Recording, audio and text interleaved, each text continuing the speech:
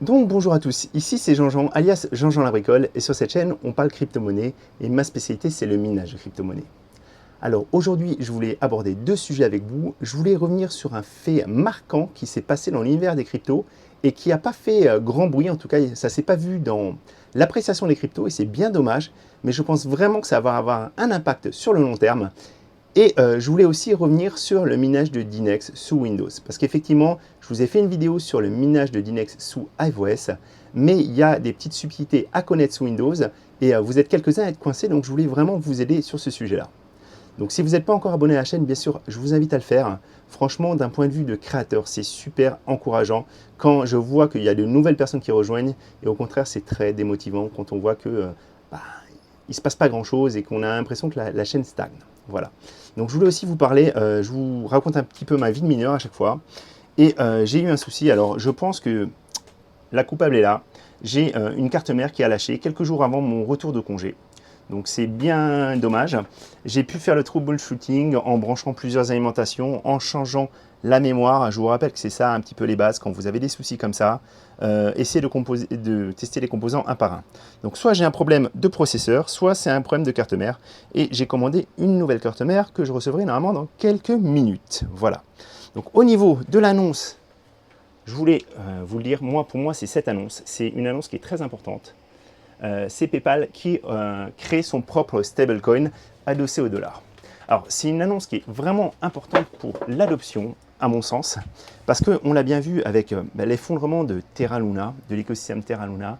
Le problème qu'on a eu, c'est qu'en fait, on a eu des stablecoins qui ne sont pas stables ou dans lesquels on ne peut pas avoir une confiance absolue. Et ça, c'est très problématique parce que justement, le stablecoin, comme son nom l'indique, c'est voué à avoir une stabilité pour ne pas avoir justement ces effets de très grosses variations qu'il peut y avoir sur la plupart des crypto-monnaies. Alors, c'est une très grande annonce parce que pour moi, en fait, on est vraiment sur un organisme qui pèse très lourd. Je vous rappelle que PayPal, moi, c'est quelque chose que j'utilise régulièrement et on est sur un chiffre d'affaires d'environ 70 milliards de dollars par an. Voilà.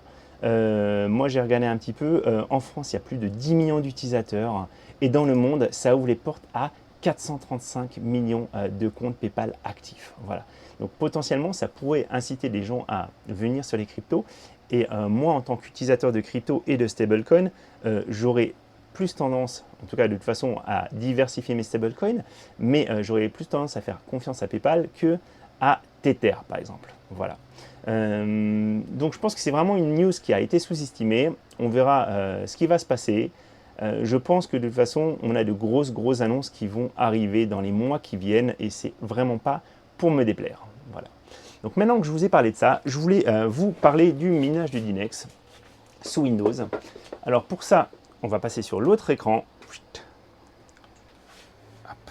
Je vais me rapprocher parce que c'est important que vous puissiez bien voir ce dont je vais vous parler. Donc j'ai un petit rig avec une 6800 de chez AMD. Donc j'ai tout simplement installé SRB Miner, c'est le seul mineur pour AMD et en plus il a vraiment fait des très gros progrès. Donc j'ai pris la version 2.3.2 et une fois qu'il est installé, donc j'ai été configurer ma pool, donc bien sûr la ggpool et j'ai voulu commencer à miner. Et là, mince, il n'arrivait pas à se connecter à la pool. Donc je vous ai pris là en fait la feuille de route. C'est la feuille de route que j'avais. Donc au niveau de la pool, j'avais remplacé simplement les pools qu'il y avait par défaut par dynex.ggpool.fr 2 points et avec le port. Et ça ne fonctionnait pas. Ça ne fonctionnait pas. Je vais vous montrer. Hein, vous allez voir le message d'erreur. On va le lancer. Hein.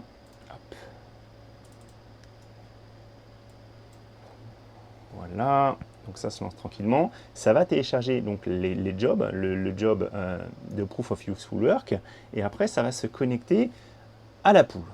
Voilà. Donc il s'est enregistré sur un mallob qui est celui des K-Pool. Et là, donc il initie la carte graphique et il essaie de se connecter sur la ggpool. Et regardez, il y a écrit Reconnecting to dynex.ggpool.fr. Il n'y arrive pas. Alors j'ai un tout petit peu cherché et je me suis rendu compte qu'effectivement il y avait un problème dans la ligne qui est par défaut, parce que la ligne par défaut, elle vous met Stratum plus TCP/S. Le S, je pense qu'il est pour Secure, donc c'est quand on se connecte de façon sécurisée à une pool de minage.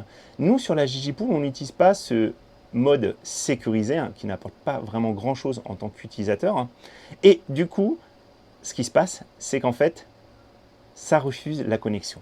Donc, si jamais vous avez cette problématique, il suffit simplement d'enlever le S, et ça fonctionnera.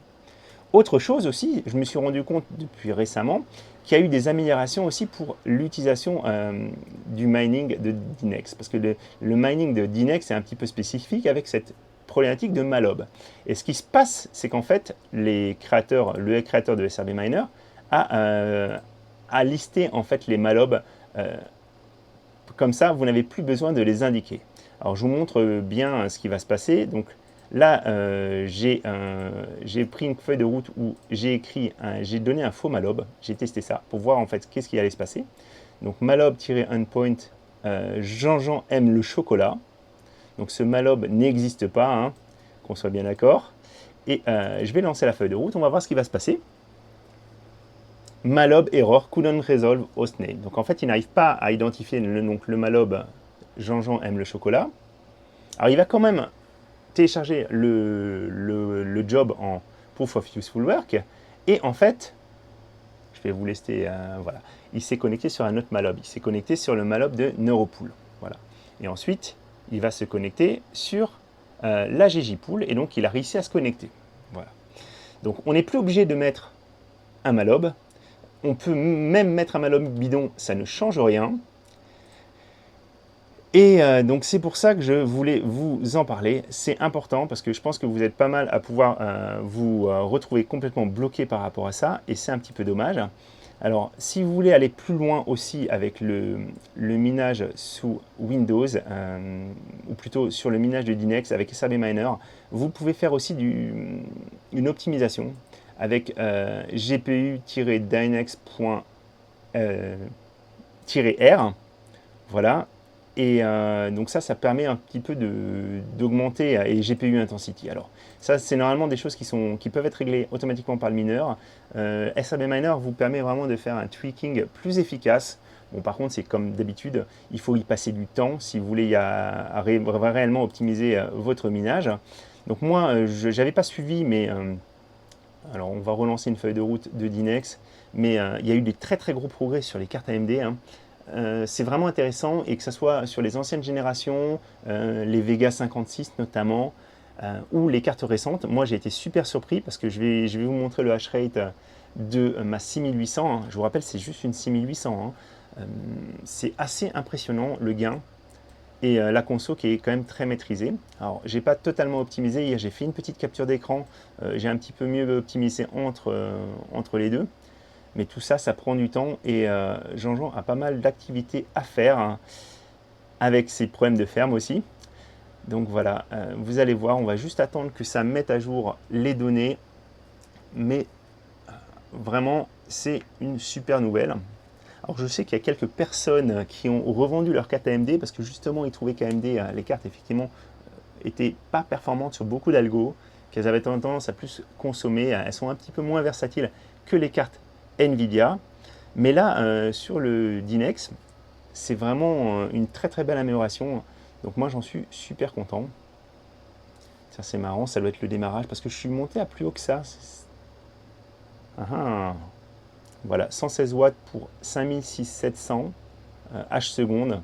Je pense qu'on va monter, normalement on était un petit peu plus haut, mais c'est peut-être le temps que le tweaking se fasse aussi. Moi en tout cas, c'est des perfs qui sont vraiment, voilà, si on est à plus de 6000 pour 120 watts, donc ce sont quand même de très très bonnes performances. Voilà, donc n'hésitez pas à me partager aussi, hein. Sur le Discord notamment, vous pouvez partager vos réglages, hein, ça sera intéressant, comme ça tout le monde peut récupérer les infos et optimiser au mieux ses cartes. Mais voilà, donc normalement vous n'avez plus d'excuses pour miner du Dinex ou Windows. Je vous rappelle aussi pour ceux vraiment qui débutent dans le minage, quand vous téléchargez un fichier, donc comme ce fichier là, le fichier, donc c'est celui-ci qu'il faut télécharger, c'est le fichier Windows 64.zip normalement, ce sera le plus simple. Votre antivirus le prend potentiellement pour un logiciel, quand vous essayez de l'extraire, il peut vous le dire. Alors là, il ne me le dit pas, mais souvent il prend ça pour un logiciel vérolé, parce que l'exécutable pourrait être un virus. Donc vraiment, pensez à bien dire que non, vous faites confiance au contenu. Vous allez bien sur le GitHub de Doctor83, hein, c'est lui qui fait le développement du logiciel SRB Miner. Allez pas le télécharger autre part, parce qu'effectivement là ça pourrait être quand même dangereux pour vous. Voilà, donc j'espère que ça vous a appris des choses, et puis je vous dis à très bientôt. N'hésitez pas aussi à partager votre avis sur ce nouveau stablecoin qui, à mon sens, est le premier stablecoin qui va vraiment, qui devrait en tout cas remplir réellement son rôle, et à qui on pourrait donner en tout cas une confiance supérieure à ce qui est existant sur le marché actuellement.